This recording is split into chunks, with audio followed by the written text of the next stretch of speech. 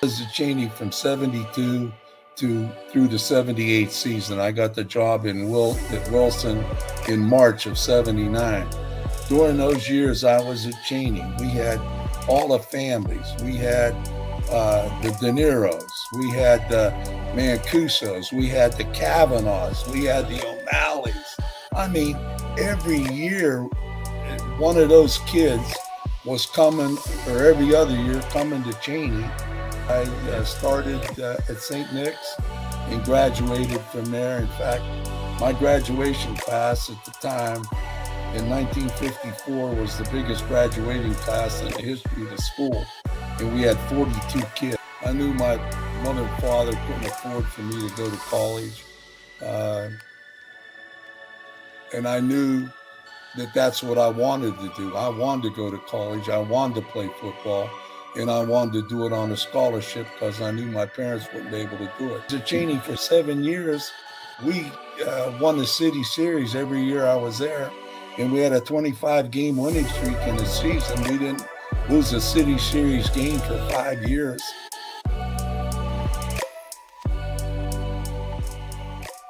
We're back with one more down. Today we have the pleasure of having a Southside staple, Coach John Kopp, who was the longtime head football coach at Woodrow Wilson from 1979 through the 1992 season. Had a chance to compete against Coach Kopp's teams and had the great fortune of being selected for the MVCA All-Star game where he was the head coach that year, and really enjoyed that experience, really enjoyed that time, and am very excited and appreciative that I get to have a chance to spend a few moments with you and learn a little bit more about who you are and the man that you are. Well, thanks, Ron. I appreciate that.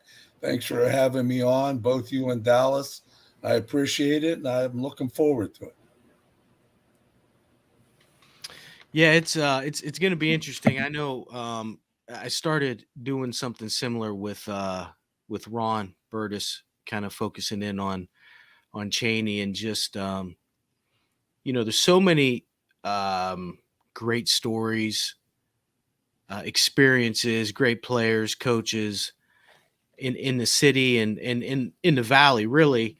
And both Ron and I really enjoy sitting and listening and, sitting under the learning tree, so to speak, right? And hearing about some of the memories that you have, and capturing those moments. So, I'm looking forward to it. I know there were some games that you were coaching in and I was coaching in. So, I'd like to talk a little bit. I'm excited about today. So, well, thanks, Dallas. Yeah, I'm excited too. And then, we generally start off just getting a feel and a sense for, where you grew up at and what your origin story is. If you would like to, could you start us at that point? Sure. I was born in Youngstown, but I grew up in Struthers, Ohio. I attended St. Nicholas Elementary School, and then from there, I went to Ursuline High School. I grew up in a great situation in the early 50s. People were great. Neighborhoods were awesome. People took care of one another. If you were down the street from where you lived, your neighbors took care of you. If you were doing something you shouldn't have been doing, they let you know about it. And it was just a great environment to grow up in. And I was fortunate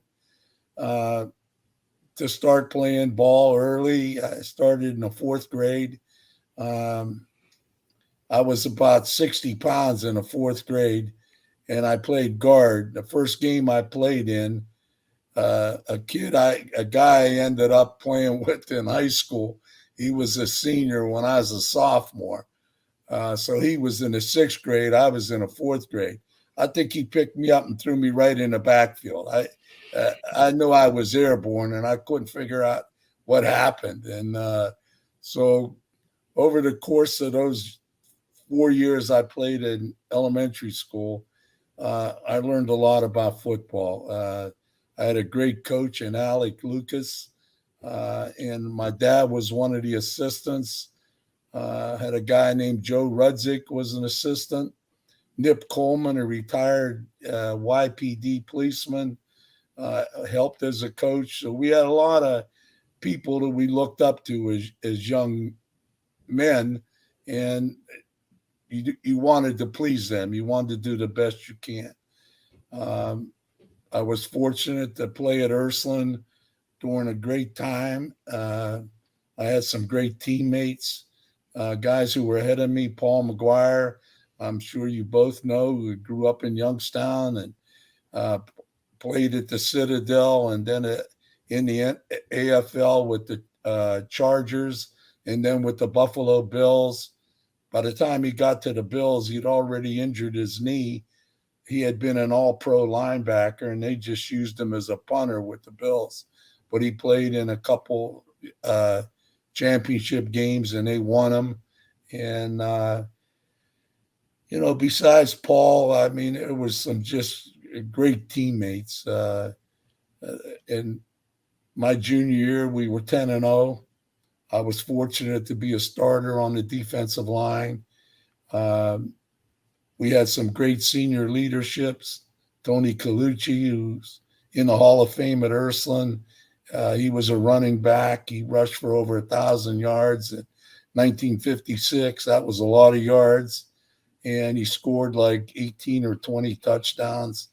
We ran the single wing, and we had an unbalanced line, a lot like Chaney had in Red Angelo's days.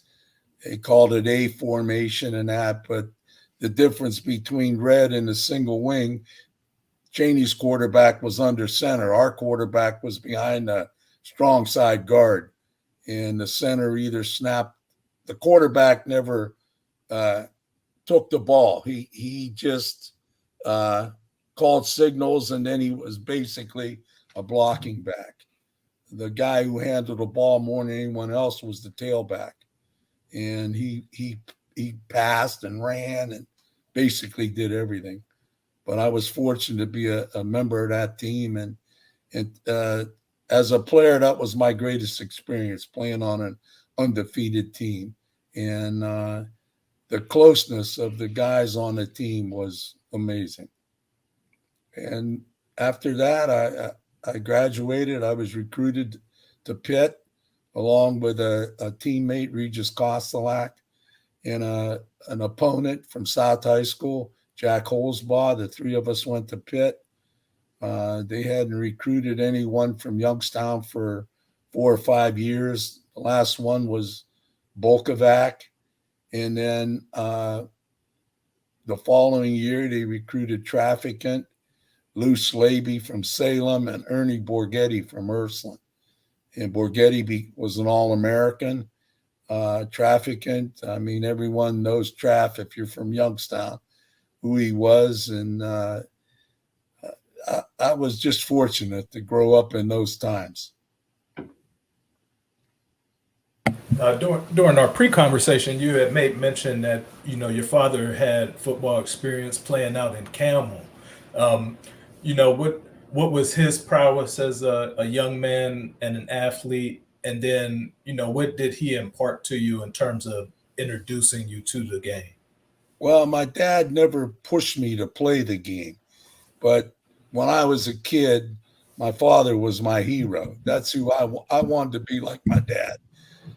He worked in a mill, had a grocery store during the Depression years, and couldn't turn people away. If they came to the store, mothers, and they needed food for their families, my dad would give it to them and on credit.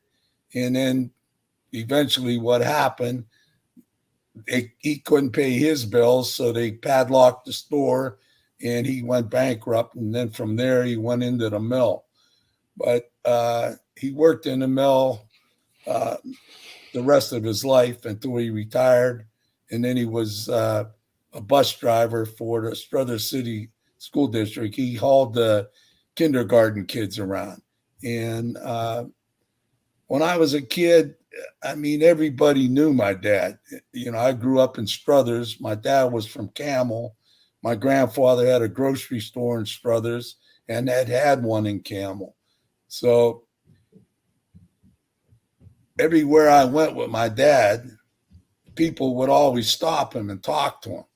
And, when you're a 5, 6-year-old kid, 7-year-old kid, and all these people want to talk to your dad, you're like, oh, geez, who is this guy? And I would go to the Struthers games with him when I was a kid. And my dad would never sit in the stands. He would stand in the back of the end zone. And I was young. He used to put me up on his shoulders so I could see the game. And, people would come by and they'd see him and they called him nicknames and shake hands with him and hug him. And I was part of that. That's what I grew up in. And that kind of environment between him and my mom, and I had 2 sisters, it was an ideal time to grow up. Where did you grow up at in Struthers? On Sexton Street, about 3 blocks from Struthers High School. Okay. And 2 blocks from St. Nick's. I used to walk to school. So were you always a St. Nick's kid? Yes. I started at St. Nick's and graduated from there. In fact, my graduation class at the time in 1954 was the biggest graduating class in the history of the school. And we had 42 kids. By the time I got out of high school, they had 2 classes of every grade at St. Nick's. They had to add on to the building. Then they had to build a separate building on school property, but it wasn't connected to the old school. And out of that parish, they created St. Luke's on the south side and Holy Family in Poland. At one time, there was like 3,000 or 4,000 families that belonged to St. Nicholas Parish. Wow. It was huge. So your track was always kind of, was always going towards Ursuline from that standpoint then? Well, not really, Dallas. My dad, and I told Ron this when we talked, my dad was president of the Struthers Boosters Club. And I lived like 3 blocks from Struthers High School. And when we were in the 8th grade, we lost the Procure League championship to St. Patrick's. They beat us during the regular season. Then they played St. Columba for the championship. And like I said, I was like 2.5 blocks away from the school. And during the season, we played all the schools. I mean, all the Catholic schools at that time had their own teams. There wasn't a parish that I can think of in Youngstown that didn't have a football team or a basketball team or a softball team. They all did. And that's why at that time in the 50s, in the late 40s, why the city series and the Youngstown area was so good in football and basketball is because it was like a farm system. You had all these elementary schools who had their own programs, who coached the kids up. Kids started playing like I did in the 4th grade. By the time they got to high school, they had already been playing football for 4 years or basketball for 4 years. And then they went on to high school and were coached by some great coaches. I was fortunate enough to play for Tom Carey at Ursuline. Lou Shiro was my line coach. Just some famous names. Red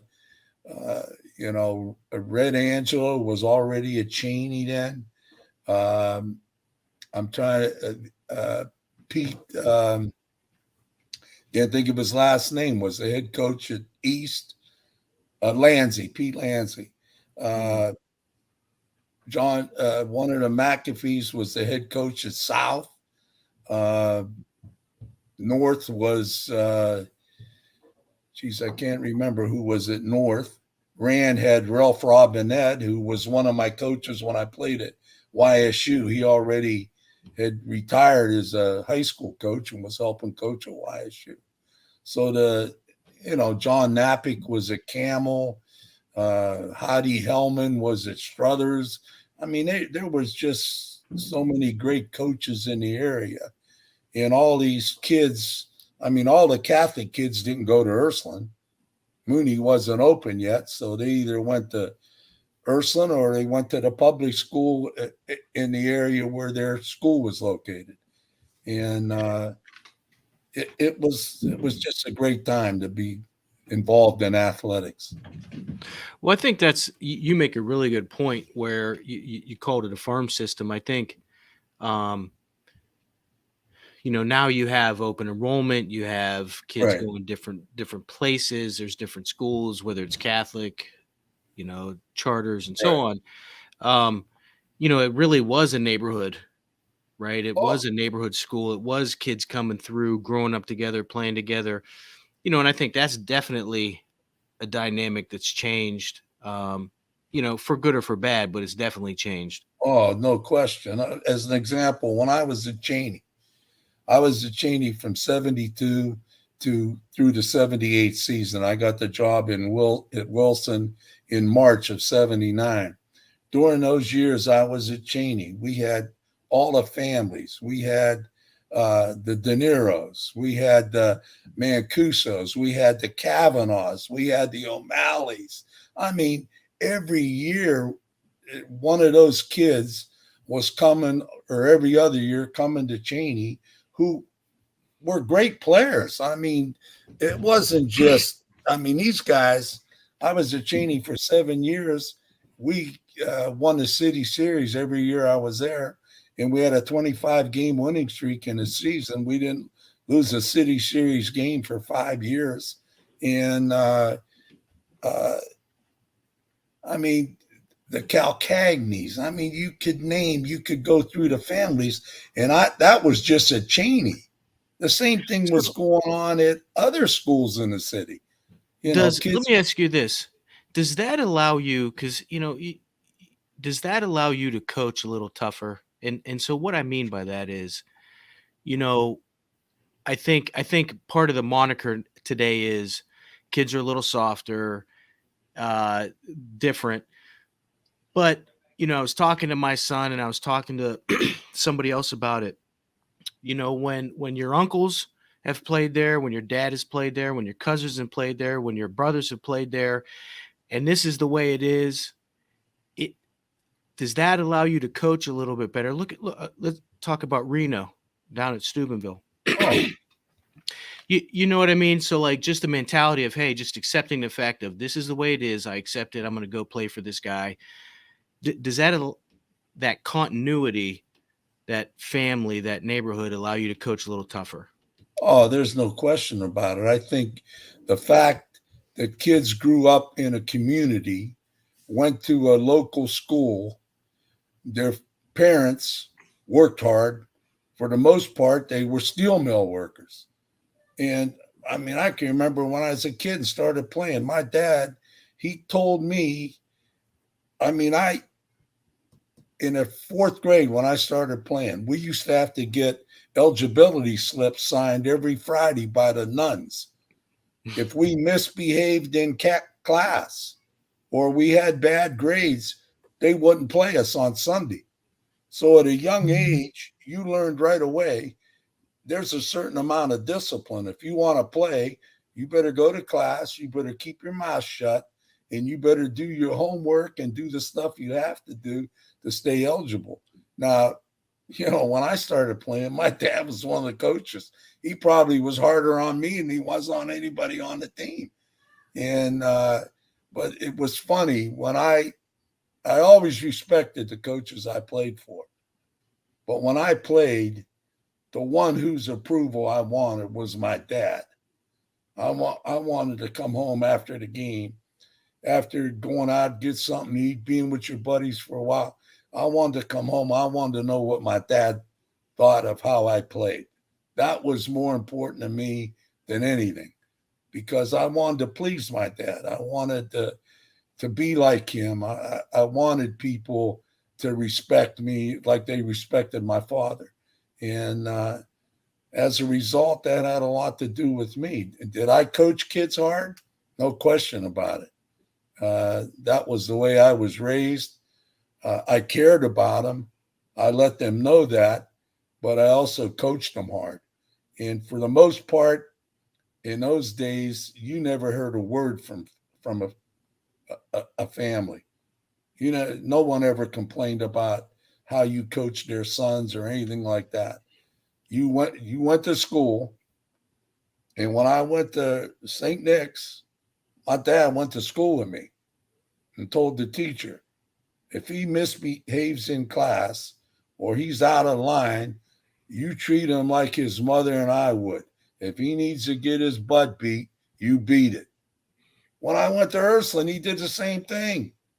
I mean, I was 15 years old. I weighed 170 pounds when I was a freshman. He went up there and told Tom Carey that. When my son's here, you're his father. If he needs to get his butt chewed out, you chew it out, because he's going to get it at home. And I think a lot of that I don't think it's ended, but I think it's not as strong as it used to be. And as far as you were talking about open enrollment in that, you hear people complain, the broker schools or the private schools, they recruit. Well, with open enrollment, if you're coaching and you're not recruiting, shame on you. I mean, you better be out there beating the bushes to get the players you want. I mean, that's what it is now. That's what it's become. And, now there's some things the state will object to, but if you do it legally, if you're not over there taking them out to dinner and stuff like that to get them to come to your school, you go watch them playing games. What's to say that when the game's over, you can't say good game? That's just the way it is. Now, Coach, with you having that firsthand view of which essentially is the golden era of Youngstown football, because the 50s, 60s, and then it starts to dissipate a little bit as the 70s roll around. But you touched on it. You said that foundation of steel families, steel mill working families, and then, a lot of nuclear families with two-parent households. When you're going through that process in high school and you're playing against this great competition, did you have your eyes set on being a college player, or was that something that became a little clearer as your career progressed? Well, that was one of my primary goals when I went to high school to play football. I knew my mother and father couldn't afford for me to go to college. And I knew that that's what I wanted to do. I wanted to go to college. I wanted to play football, and I wanted to do it on a scholarship because I knew my parents wouldn't be able to do it. So the whole 4 years I was at Ursuline, that was my primary goal. Be a good teammate, be a great student, do what you have to do, whether it was in season or out of season, to make sure that at the end of your 4 years, your senior year, after your senior year, you would be recruited. And fortunately for me, that's what happened. I was recruited. I really loved the Citadel. That's where Paul McGuire was. And they flew us down there, and, that's where I wanted to go to school. But my dad, he wanted me to go to Pitt because he could come and see the games. And he never said, no, don't go to the Citadel. But when I came back for about a week after I came back from South Carolina, The only time he talked to me was like in one syllables. That was it.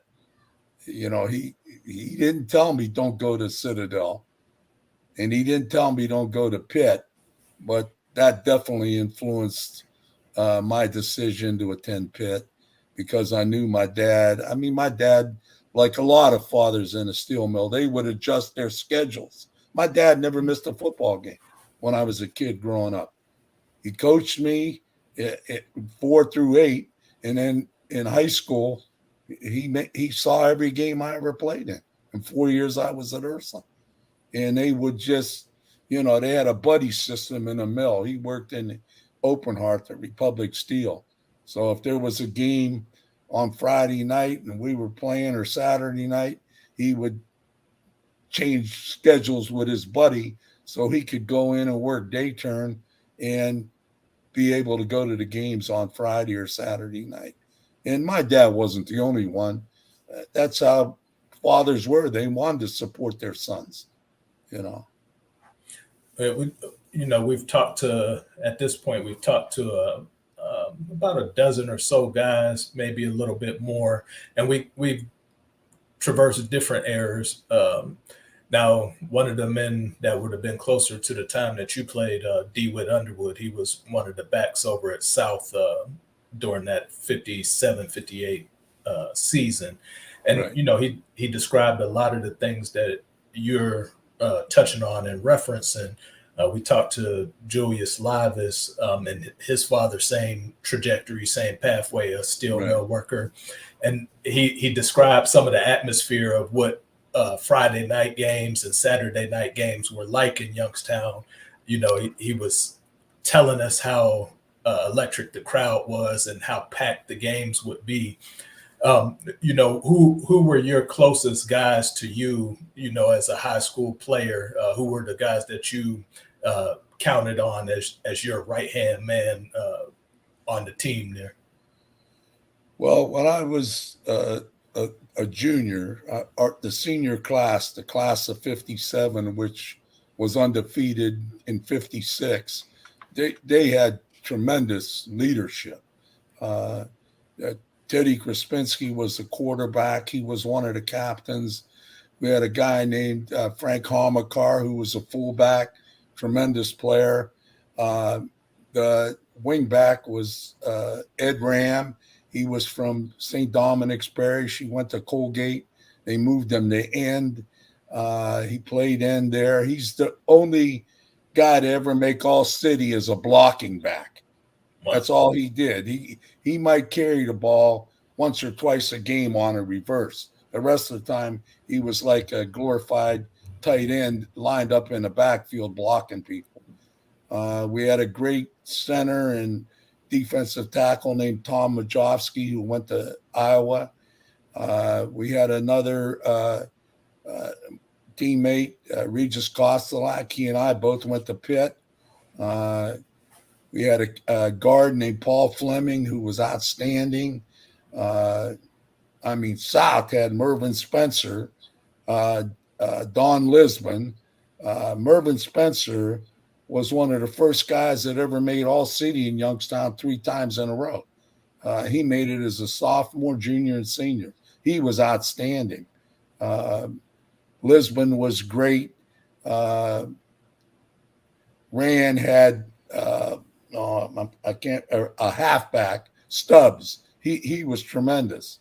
I mean, he was a sprinter in track. And if he got beyond the line of scrimmage, it was, I'll see you later in the end zone. I mean, he was that good. East High School had a great team. I had a teammate named Ronnie White who played halfback and also defensive back. His brother played for East. They played against each other. And I told, when I was speaking to you before, Ron, I told you from 1954 through 1957, there was an undefeated team every year in the city series. In 54, it was Rand. In 55, it was East. In 56, it was Ursuline. In 57, it was South. And, when I started coaching, Jim Snowden was playing for East. Yeah. He ended up going to Notre Dame and playing for the Washington Redskins or Commanders. I mean, it was loaded. It didn't matter what team you played. They all had good players. And the games, nobody ever really blew anybody out. The games were always competitive, scores like 14-12, 20-14, 28-20. I can remember as a sophomore at Ursuline, we played East, who was undefeated the last game of the season. And we had a little fullback named Johnny Murphy from the West Side. He went to St. Brennan's. I mean, he weighed maybe at the most with equipment on 160 pounds at the most. And he almost won that game for us. We would get the ball and drive it down the field. We'd have one of those drives like they used to have with Don Butchie, 14, 16 plays drive and eat up a whole